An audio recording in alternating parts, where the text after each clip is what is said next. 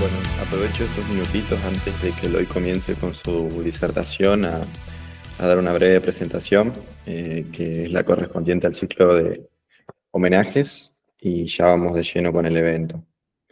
Bueno, buenas tardes a todos, les agradezco su presencia en este 13º evento del ciclo de homenajes.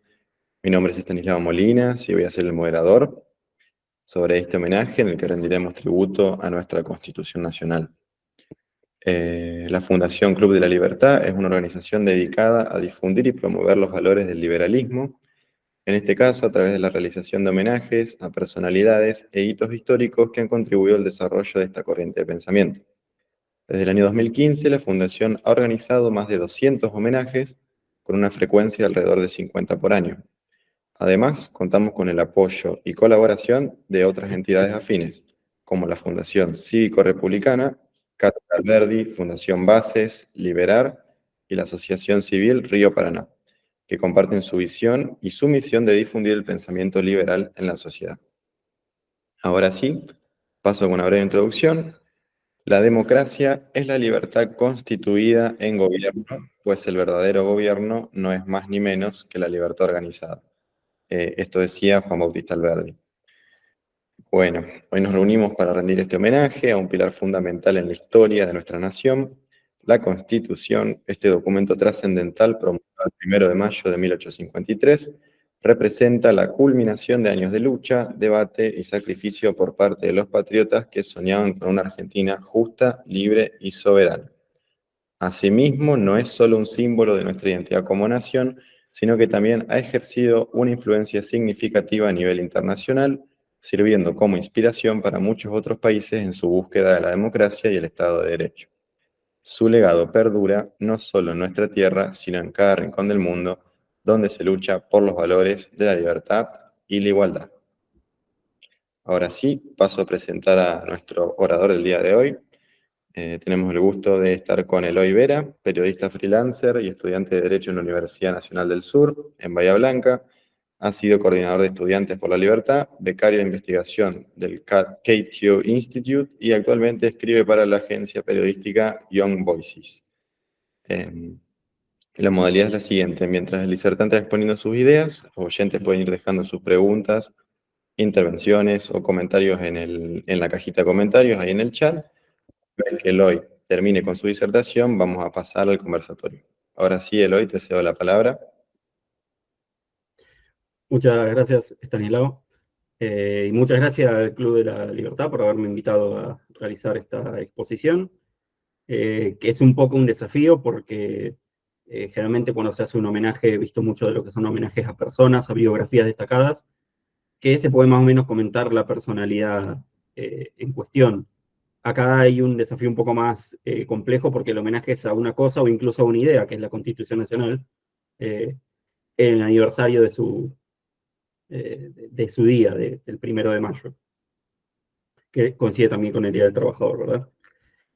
Que eh, se pueden decir un montón de cosas sobre ella y un poco estaba perdido sobre de qué podía versar este homenaje. Puedo hablar de la Constitución como texto, puedo hablar del contexto histórico donde fue sancionada, puedo hablar de su devenir posterior, de nuestra historia constitucional llena de interrupciones, desgraciadamente, del orden constitucional, de reformas, de pervivencias, de cómo esa constitución ha condicionado el devenir político de la nación, eh, pero de una forma un poco tramposa decidí volver sobre lo que es el homenaje a personalidades y voy a hablar un poco sobre cómo se inserta la Constitución en la larga historia del constitucionalismo liberal, que es el movimiento parte del cual fue sancionada.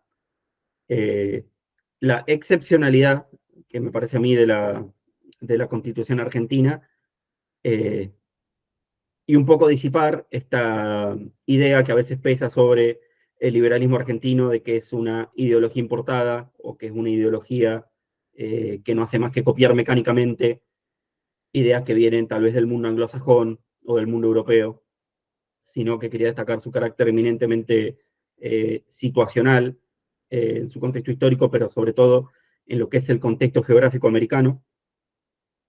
Eh, a través de lo que yo considero los dos grandes autores de la Constitución, el autor material o el autor textual, que es Juan Bautista Alberdi, de cómo la Constitución expresa sus ideas y sus preocupaciones, y porque creo que estas eran adecuadas, no solamente para el contexto en que se sancionó, sino para lo que terminó siendo la historia posterior de la Argentina. Y sobre el final quiero hacer unos comentarios sobre tal vez un poco más olvidado, el autor político o la condición de posibilidad de la Constitución argentina, que es el primer presidente constitucional, Justo José de Urquiza.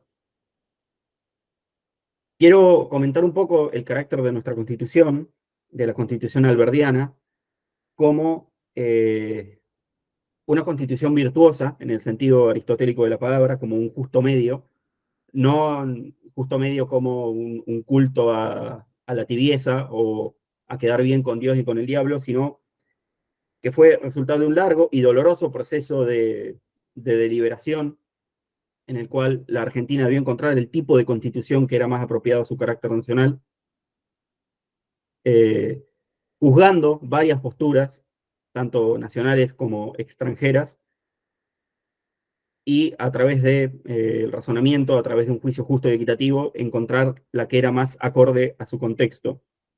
Esto fue básicamente la filosofía que guió a lo largo de su vida, y en la escritura de la Constitución, que fue bastante breve, la famosa base y punto de partida, creo que se escribió y se editó y publicó en un curso de 3 meses, tal vez, eh, porque tenía que salir rápido para la Convención Constituyente de Santa Fe en 1853.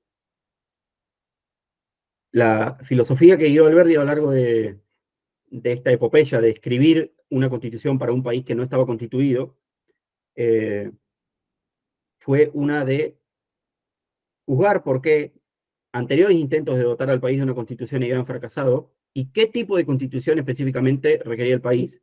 ¿Por qué, pese a tantos intentos de darnos una constitución, seguíamos insistiendo en que necesitábamos una? Alberdi era una persona de su tiempo, de la famosa generación del 37, y muy significativamente nació en 1810, en agosto, tan solo unos meses después de la Revolución de Mayo, y toda su infancia se vio marcada por las convulsiones revolucionarias, por la vida recién independiente o que estaba intentando ser independiente de esta nación, por las marchas y contramarchas de la guerra revolucionaria y por las políticas de los nuevos gobiernos americanos que se estaban constituyendo en lo que eventualmente iba a ser la Argentina.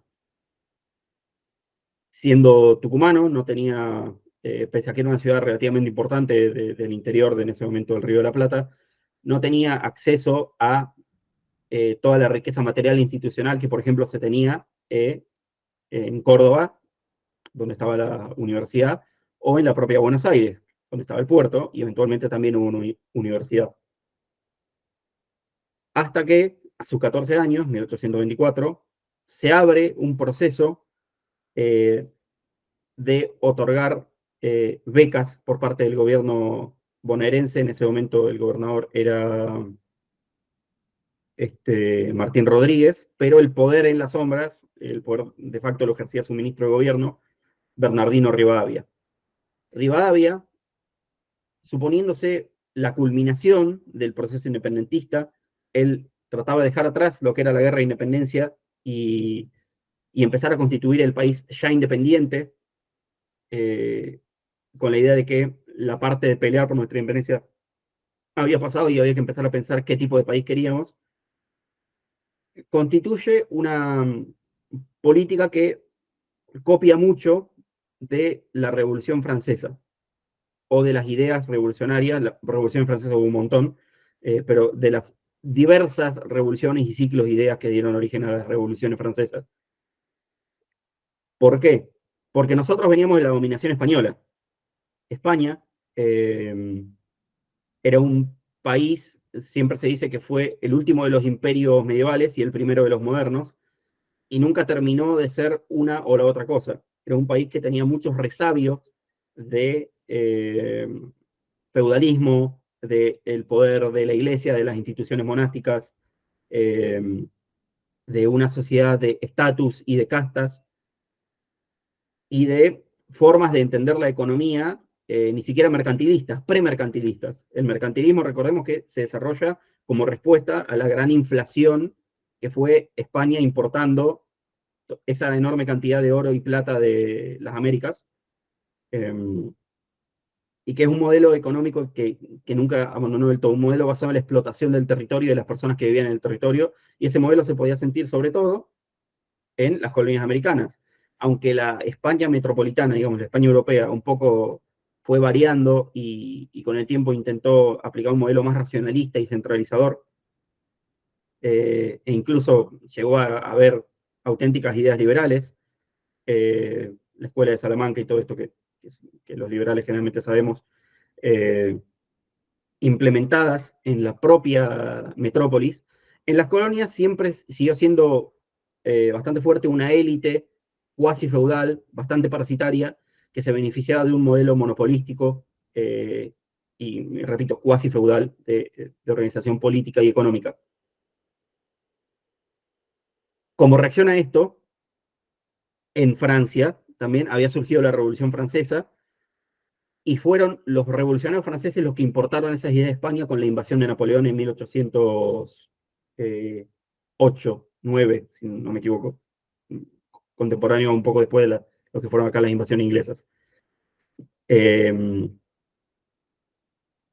los liberales en España en un momento se llaman afrancesados porque son justamente los que quieren importar a España todas estas ideas de romper el poder de lo que llaman las manos muertas, la nobleza, la iglesia, la corona, que impiden, que sostienen al Estado y a la nación, al pueblo y a los individuos, y les impiden progresar en la marcha de la historia.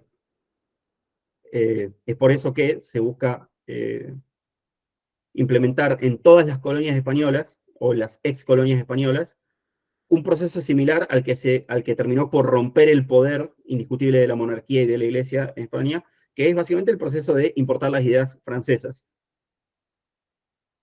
Un rol clave en esto lo tenía la educación, y por lo tanto Rivadavia, a la vez que rompe con las instituciones que tenían el monopolio de la cultura, principalmente las eclesiásticas, crea nuevas instituciones desde el Estado para crear una contraélite que no esté formada en el escolasticismo colonial y católico, sino en ideas justamente públicas, revolucionarias, liberales.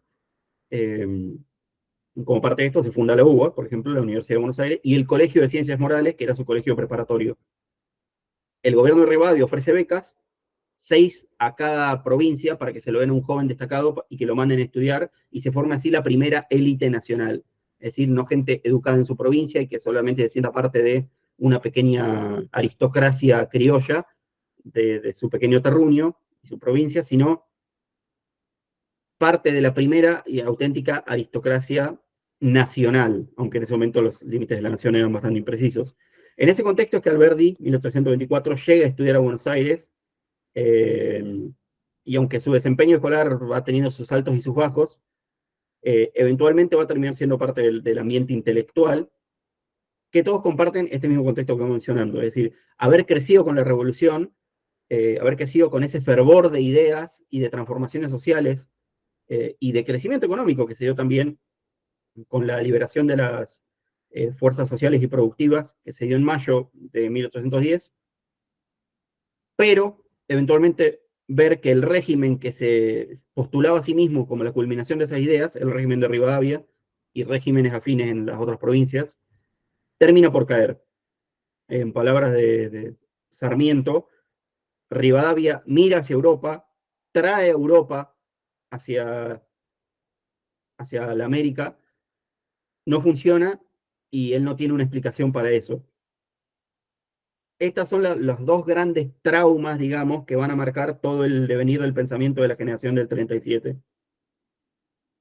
Sentirse como, y que lo pueden leer, por ejemplo, en el Dogma Socialista de Esteban Echeverría, que lo dice bastante textualmente.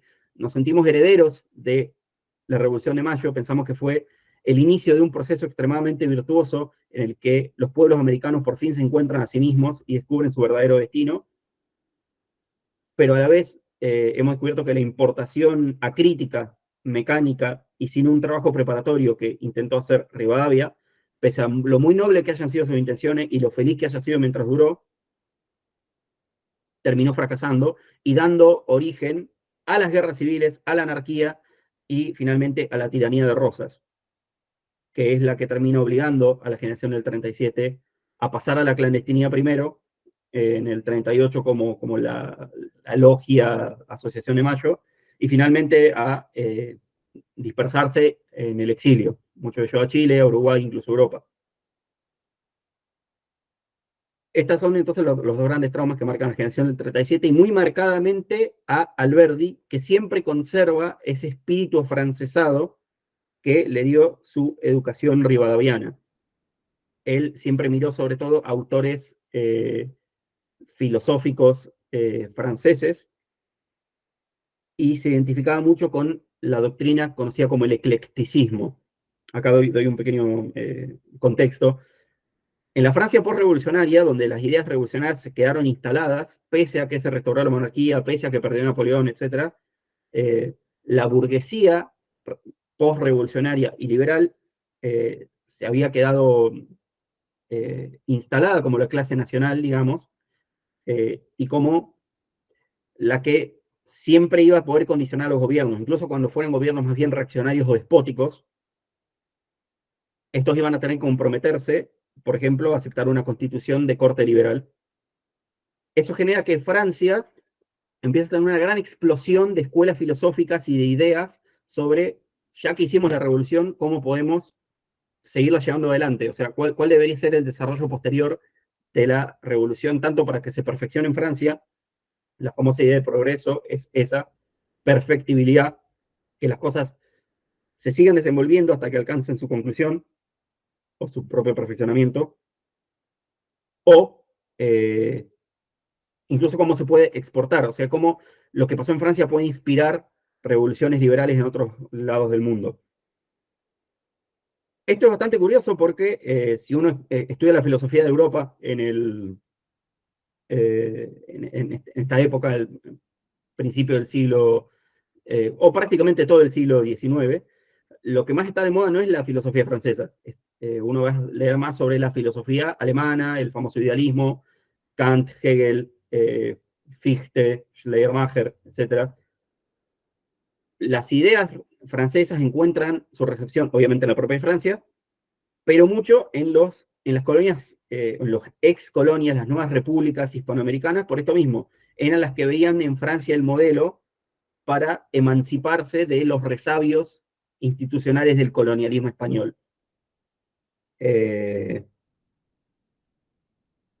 Hay muchas escuelas que surgen en este periodo, pero podemos resumirlas, digamos, en tres grandes formas de ver la revolución o tres grandes corrientes polémicas.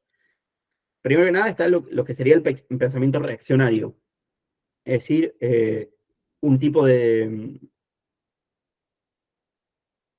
de intento de volver al estado previo a la revolución, o sea, cuando se rompe la ortodoxia católica que mantenía unida Francia católica y monárquica, empieza a cuestionarse qué había de malo con este sistema teológico que teníamos armado, que era tan frágil, que se pudo romper tan rápido y que ya no se puede reconstituir.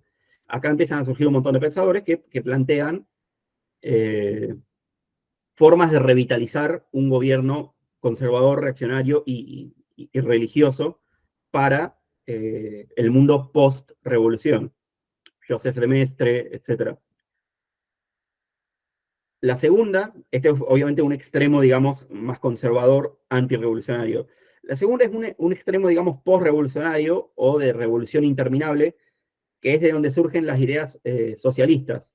La idea de que, como ocurrió en el reinado del terror de Robespierre, la revolución no fue lo bastante lejos, no se cortaron suficientes cabezas, no solamente había que abolir la monarquía y la iglesia, y los cultos irracionales, sino que instituciones como el propio capitalismo, la burguesía, el individualismo inclusive, son resabios feudales y que deberían ser abolidos por un nuevo tipo de hombre más comunitario, más progresista, más que esté constantemente revolucionándose a sí mismo por la violencia de ser necesario.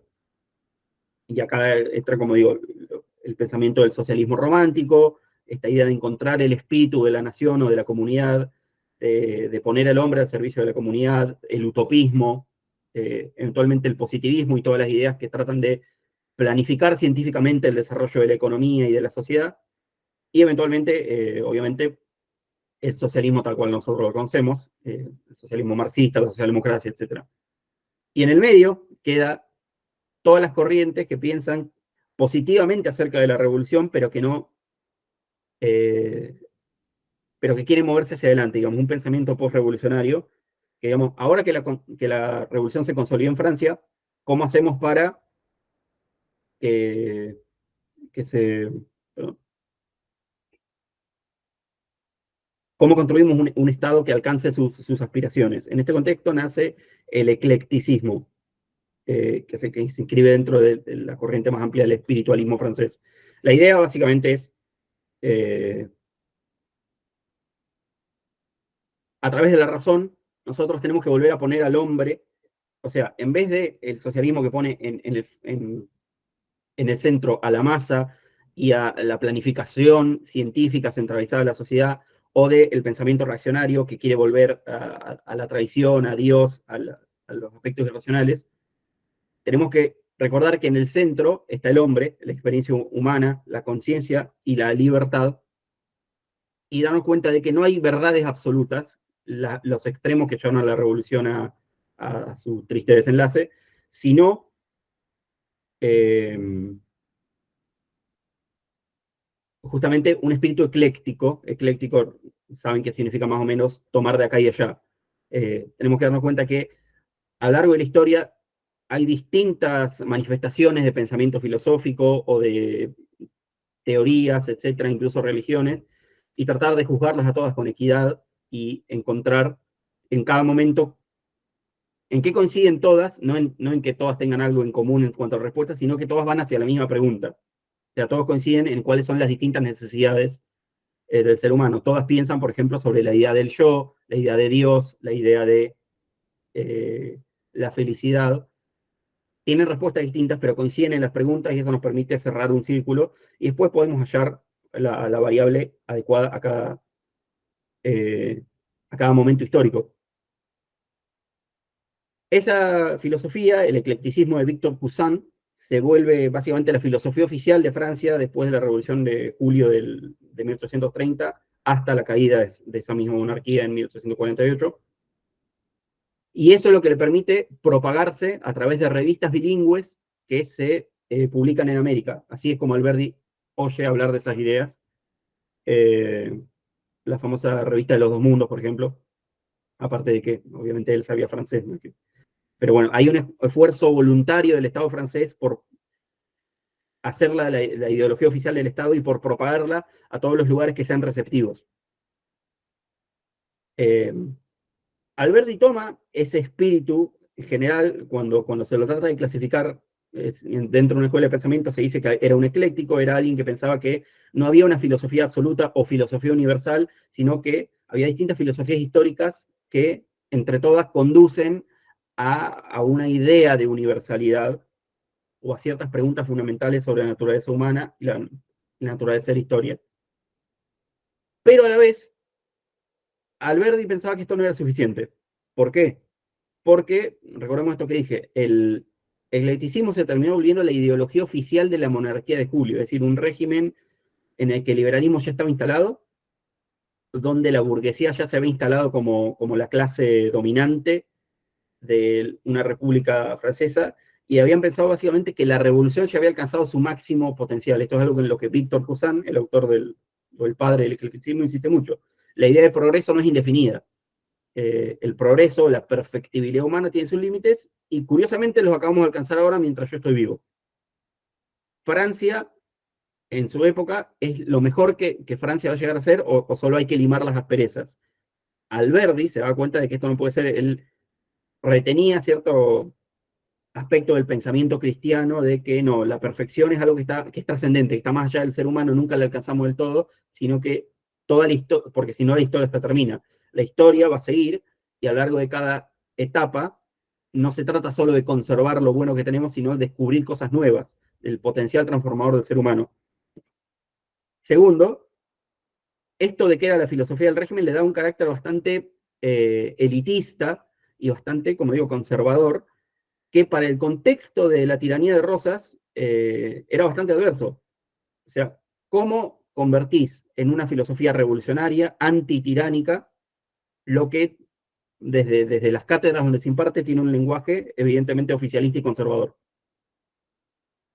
Sobre todo considerando que durante el régimen de Rosas se hizo mucho esfuerzo por cooptar a favor del rosismo eh, todo el discurso, toda la retórica, digamos, republicana, obviamente pervirtiéndola, pero muchas de estas ideas terminaban sonando al oído popular rosistas. Había que hablar en contra de eso.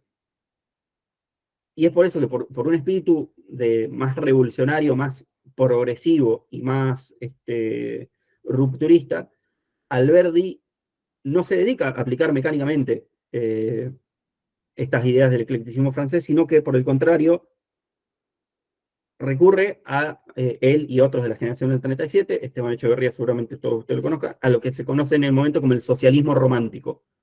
Acá quiero aclarar, cuando digo la palabra socialismo, probablemente muchos de ustedes piensan en lo que hoy en día pensamos como socialismo, ¿no? El marxismo, el comunismo, tal vez con mucha calidad interpretativa, alguna variante de la socialdemocracia o el laborismo. Es decir, pensamos en ideas y en identidades partidarias y marcas como muy definidas, que tengamos en cuenta que en este momento no surgen. El dogma socialista de Echeverría lo escribe en algún momento entre el 1837 y 1838, cuando Marx tenía 19 años. O sea, el sentido de la palabra socialismo en este momento, que de nuevo se ve en el dogma socialista, que eran las palabras, el juramento simbólico que suscribían todos los miembros de la generación del 37, es la de una filosofía que no sea estática, como pretendía ser el eclecticismo francés, sino que reivindique el movimiento de la historia. Alberti es historicista, él piensa que esto que mencioné, que la historia es algo que sigue, que se desarrolla continuamente y que no es que hay un punto final o que es un círculo cerrado. Segundo, lo popular, es decir, no basta con ser una ideología de élites, eh, como pensaban en gran medida los eclécticos, y que hasta cierto punto Alberti acusaba a Sarmiento de serlo. Ustedes conocen la famosa polémica Alberti-Sarmiento sobre la educación. Sarmiento decía, lo más importante es la instrucción, alfabetizar, enseñar, impartir teoría y ciencias teóricas a la juventud, y Alberti pensaba que eso era elitista. Él pensaba que eso es una forma extremadamente burguesa, si se quiere, de concebir la educación. Él decía, eso deja de lado la sabiduría práctica, la sabiduría que se da a través de la labor, del trabajo, del emprendedurismo, tal vez diríamos hoy, de las labores puramente cotidianas y productivas que hacen, al fin y al cabo, el desarrollo de la economía y a la vida de los pueblos, que él quería reivindicar. Decía, no podemos derrotar a Rosas con un discurso elitista, necesitamos derrotarlo con un discurso que sea aún más popular que el suyo y que reivindique el carácter específicamente nacional de la Argentina. Esta idea que también se ve en el pensamiento francés de la época, la filosofía como sustituto de la religión, mientras que la religión sería algo universal y eso trascendente, elitista, la filosofía debería proveer un sustituto que sea un credo social que esté asentado sobre el carácter de cada pueblo, eh, y él notaba que en Argentina, en lo que aún no se llamaba, o medio que se llamaba Argentina, pero no oficialmente, tenía un carácter eminentemente americano que necesitaba ideas propiamente americanas adaptadas a su contexto, no puramente eh, importadas de Europa, digamos. Y ahí es donde entra el socialismo romántico. El romanticismo es esta idea de tratar de entender al individuo como alguien que está inserto en una comunidad, que está condicionado por su geografía. Esto también de nuevo está muchas otras personas de la generación del 37. Sarmiento habla de cómo vivir en un desierto forma a un determinado tipo de hombre, que no es ni mejor ni peor que otros. Esto de que Sarmiento equipara la barbarie con el desierto no es así. Él simplemente dice, tanto la barbarie como la civilización son posibles en el desierto, pero tiene que ser otro tipo de civilización y otro tipo de instituciones. Bueno, en eso Alberti coincide. Y el romanticismo se basa en tratar de reivindicar cosas típicas del carácter nacional y entender que no se puede transponer un modelo de otro país acá, sino que, por ejemplo, eh, un liberalismo propiamente argentino no puede ser como el que había sido el de Rivadavia, unitario, afrancesado, hoy diríamos tal vez hasta cipayo, sino que tiene que reconciliarse con algunas ideas que están muy arraigadas en el pensamiento de las masas argentinas, como el federalismo, la autonomía de las provincias, eh, incluso la idea de gaucho, un montón de cosas ya que tienen más que ver con lo cultural o lo literario, que lo ven también en lo escrito de Echeverría, y que sobre todo tiene que tener un carácter transformador, revolucionario.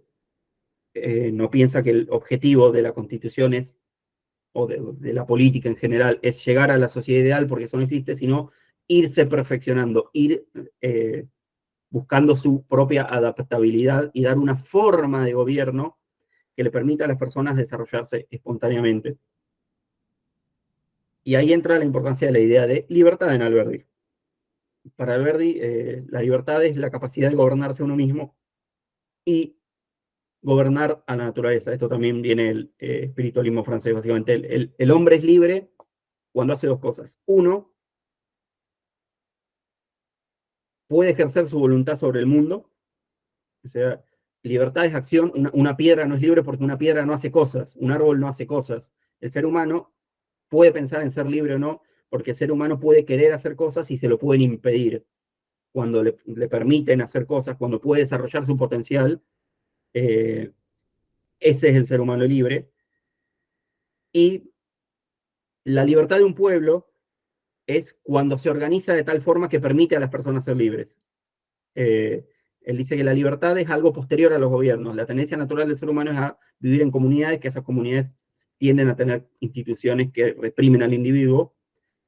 Bueno, la misión de su constitución es encontrar un equilibrio institucional que, digamos, mantenga el poder ocupado y se lo devuelva a las personas para que sean ellas las que puedan decidir sobre su propia vida. Por eso la impronta, digamos, popularista o incluso productivista que le da a la Constitución. La Constitución no es un plan, no es algo que sirve para definir el tipo de país que tenemos que ser, más allá de que haya algunas políticas públicas eh,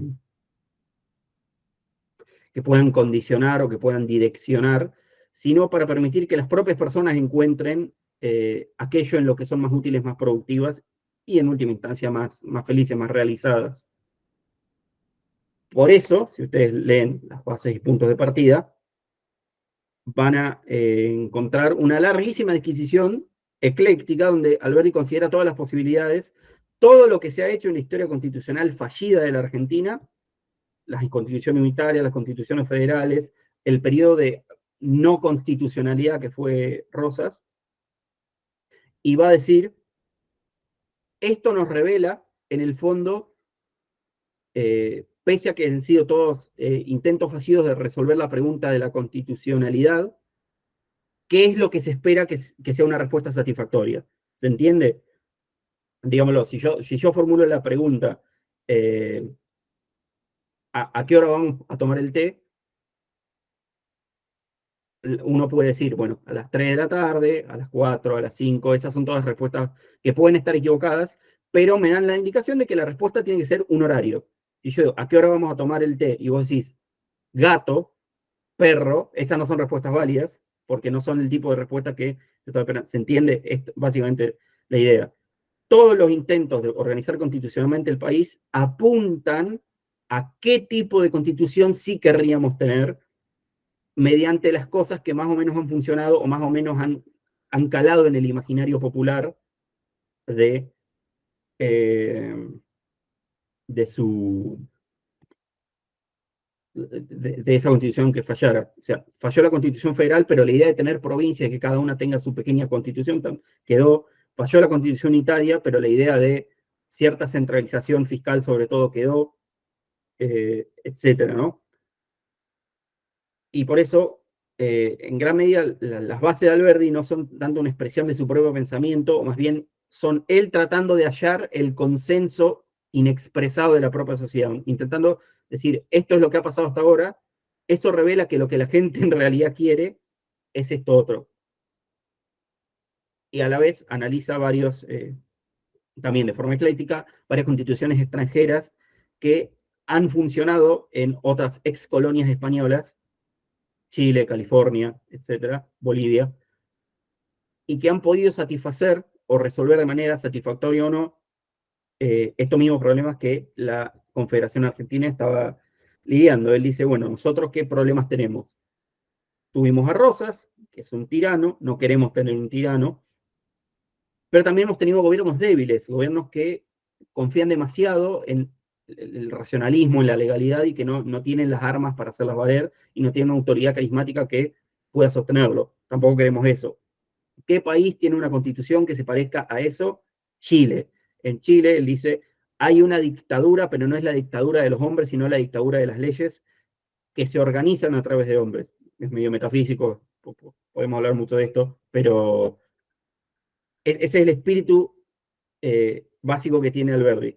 Tratar de encontrar en el desarrollo de la historia y en los ejemplos de las demandas o de los espejos donde se podía ver la Argentina, el auténtico carácter nacional argentino, y qué tipo de constitución nos satisfaría, o satisfaría a la Argentina en ese entonces, y creo que lo hizo con mucho éxito, porque de hecho muchos de los problemas que él plantea siguieron siendo los que se plantean incluso hasta el día de hoy. ¿Qué tan poderoso debería ser el presidente y qué tanto debería someterse a las leyes? ¿Qué tanto el gobierno central debería asumir funciones de las provincias o delegárselas? Incluso algo tan específico como la educación. ¿Debería formar gente técnica y capacitada para directamente salir a laburar? ¿O debería ser algo más enciclopédico, humanista, que te forma como persona? De eso se trató la marcha universitaria que fue hace un par de semanas, en el fondo. Eh, y termina concluyendo con que, no, la historia no se termina. La constitución que Alberdi ideó para las provincias argentinas no deja de ser una constitución para un momento histórico concreto, para alcanzar un determinado equilibrio institucional y de poderes. Y es muy interesante que Alberdi a lo largo de toda su vida nunca dejó de estar involucrado en política. O sea, él siempre estuvo procurando insertarse en la facción política que él más identificaba con el sentir popular, pero a la vez institucionalista. Es decir, en vez de ser como un rosista, digamos, y entregarse a las pasiones más despóticas de las masas, o como fueron en muchos casos los liberales porteños, Mitre, Sarmiento, que intentaban imponer su modelo al resto del país, él siempre buscó estar en el justo medio, en el medio virtuoso de, digamos, los federales moderados. Una facción que reconocía que la Argentina debe organizarse de manera institucional y racional, pero que a la vez esa razón no puede ser una razón, digamos, como si fuera el sustituto de Dios, una razón sin cuerpo, una razón objetiva, sin asidero en el contexto geográfico histórico, sino una razón asentada en conocer específicamente cuáles son las necesidades de la gente, del pueblo y de las circunstancias,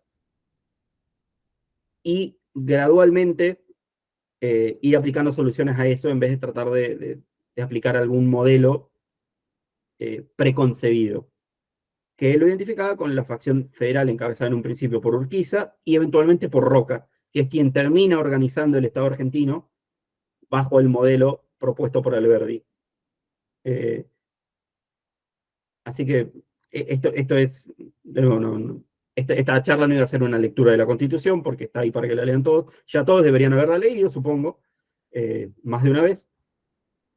sino para entender a qué luz hay que leer la Constitución de 1853. Después tenemos las reformas y un montón de otras cosas que se pueden hablar.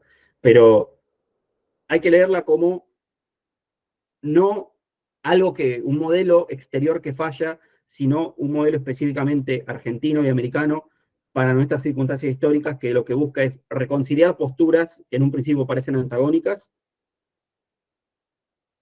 busca no ser una teoría o un teorema, digamos, axiomático, sino algo derivado de la observación de la realidad, y que contiene muchas disposiciones para su tiempo que Alberti identificó como cosas que harían al desarrollo práctico de la Argentina, no al desarrollo, digamos, teórico o al desarrollo intelectual de la élite, sino que impartirían al argentino la libertad mediante la práctica, no mediante la imposición de burocracias, de instituciones, sino mediante la convivencia con las consecuencias prácticas, por ejemplo, de la libertad de trabajo, de la navegación, del comercio exterior, de la inmigración de pueblos europeos y eventualmente otros, que también Alberti identificaba esto. Es decir, esta idea que ahora está tan de moda de un liberalismo popular o de un liberalismo que salga de las torres de marfil y que no se quede en lo abstracto, ya nace en esta época, y esas fueron las ideas que llevaron a la Argentina en su momento a ser uno de los países más prósperos, ricos y pacíficos del mundo. Y son ideas a las que, creo yo, por lo menos se tiene que volver.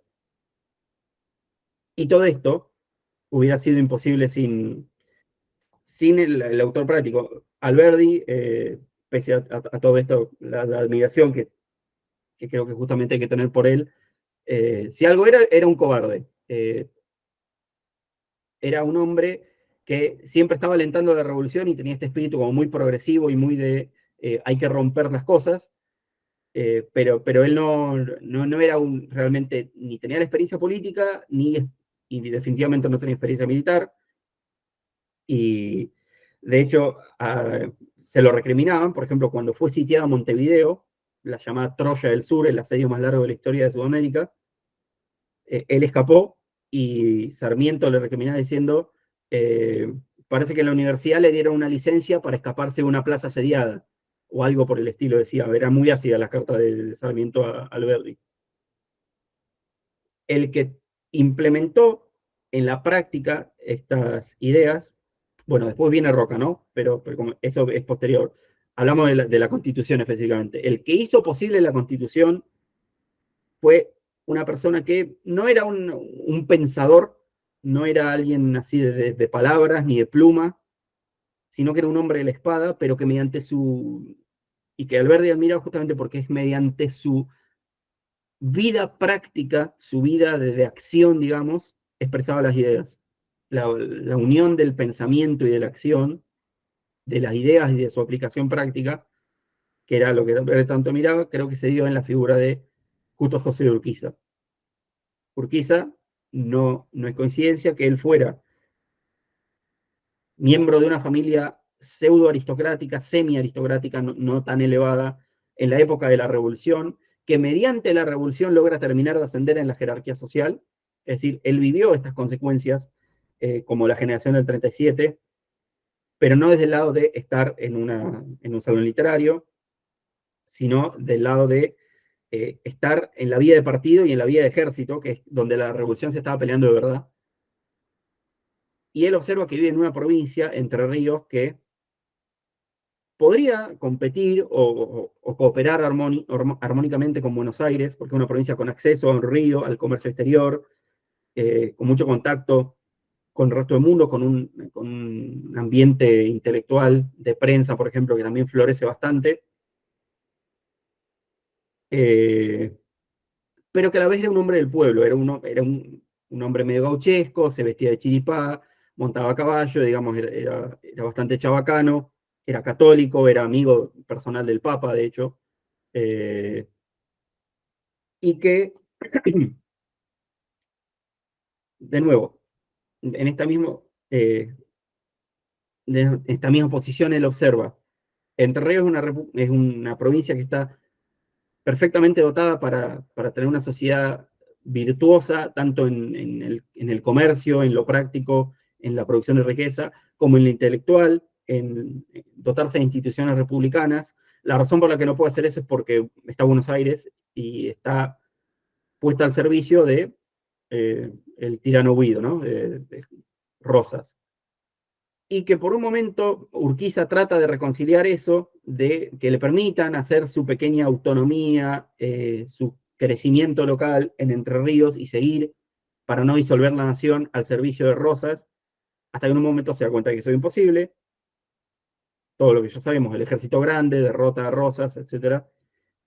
Y termina encomendando la creación de la Constitución, para la cual Alberdi escribe las bases, que después son recepcionadas por el Congreso Constituyente, que con algunas modificaciones las hace. Para mí es realmente sorprendente esto de que en un plazo de 3 meses, obviamente con un montón de ideas previas, de trabajo de cráneo anterior, Alberti básicamente escribe solo, singularmente, el modelo de la Constitución argentina, que la Convención de Santa Fe termina adoptando.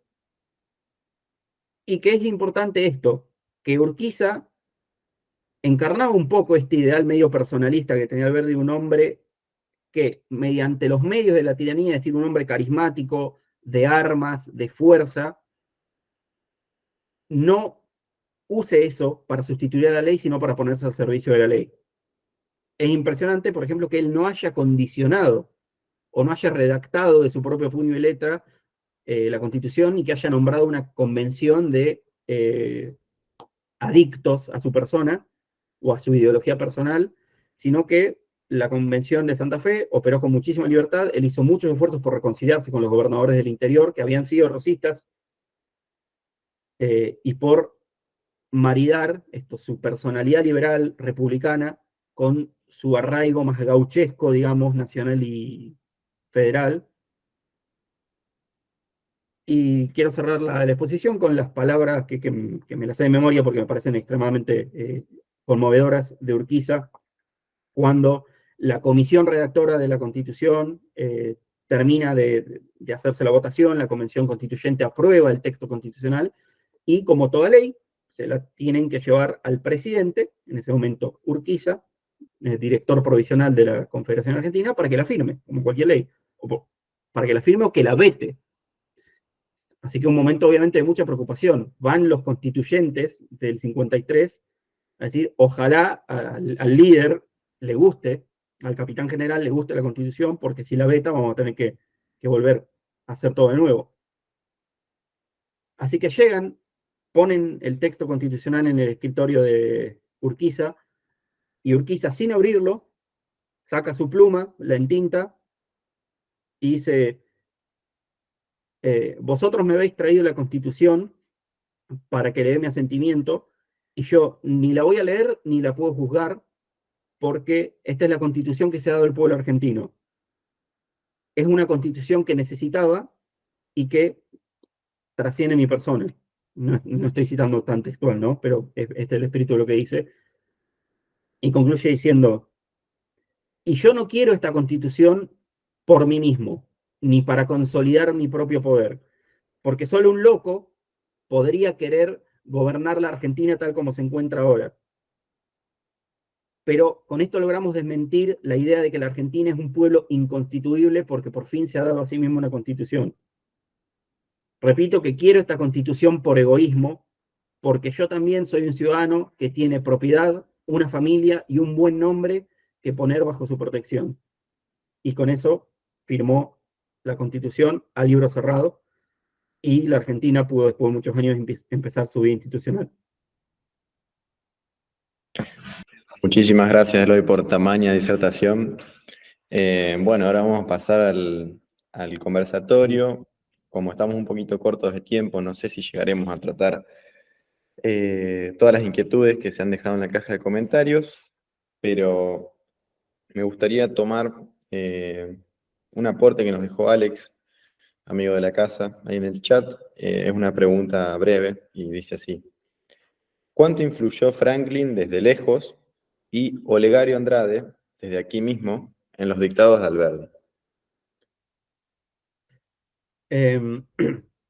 Lo de Gary Andrade, tanto no sé, por desgracia, no sé tanto de Alberti como me gustaría, y tal vez nunca lo haga. Sobre el pensamiento específicamente de Franklin, o el pensamiento anglosajón más en general, como digo, una de las ideas que están asentadas acá es que la idea de que era cipayo o anglófilo, también por muchas cosas que dicen en las bases de que hay que importar la raza anglosajona, de que venga a mejorar la raza argentina, o la raza española, como se refiere a ella. Pero cierto es que tuvo una evolución de pensamiento que pasa por muchos lados, justamente era un ecléctico que ni siquiera se comprometía con el propio eclecticismo. No sé específicamente el pensamiento de Franklin, pero yo sé que él sobre el final de su vida se empieza a inspirar más en las ideas de lo que sería Inglaterra y Estados Unidos, digamos, el mundo anglo.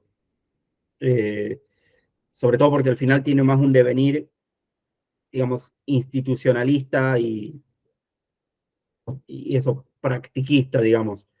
Eh, lo que creo que Franklin, o más bien el pensamiento estadounidense, influyó un poco más en Sarmiento, que era justamente el enemigo de Alberti. Sarmiento decía esto de un leñador estadounidense es el único que sabe realmente usar un hacha porque sabe leer. Como esta idea de que la educación tiene que ser una base sobre la que se asienta todo y Alberti pensaba un tipo de emigración, no tanto de como Estados Unidos, vamos a recibir a un montón de analfabetos y acá les vamos a enseñar, sino como la gente viene y ellos ya saben, y la Argentina simplemente ofrece las oportunidades para que desarrollen ese potencial que ya tienen. Este es un tema que tal vez debería investigar un poco más. Genial, genial. Bueno, Eloy, excelente. Ahora sí estamos llegando al final de este evento. Me voy a disponer a agradecer nuevamente a Eloy por el tiempo y el gran bagaje de conocimiento que nos ha dejado hoy. Nos dio un poco de luz sobre este tema que es la Constitución, que se presta para largo rato. Y bueno, a nuestros queridos espectadores les agradezco y les agradecemos desde parte del club por habernos acompañado. Los invitamos al próximo de estos eventos que se va a realizar el sábado 11 de mayo a las 18 horas nuevamente, donde rendiremos homenaje a Friedrich Hayek, destacado economista y filósofo austríaco. Creo que si están viendo hoy este evento les va a interesar también muchísimo el próximo. Lo estaremos publicando en redes y nada más que decir. Un gustazo, Eloy, y gracias a todos los espectadores del día de hoy y nos vemos en el próximo evento. Gracias a todos. Ya, nos vemos.